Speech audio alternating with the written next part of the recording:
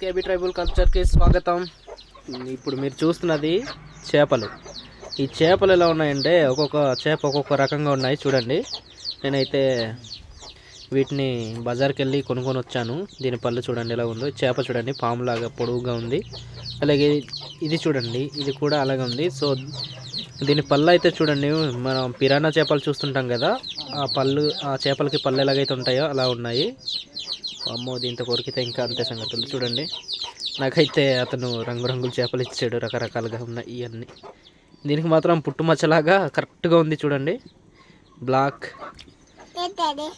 ఇదిగోండి. ఇంకా ఈ చేప కూడా ఒక వెరైటీగా ఉంది.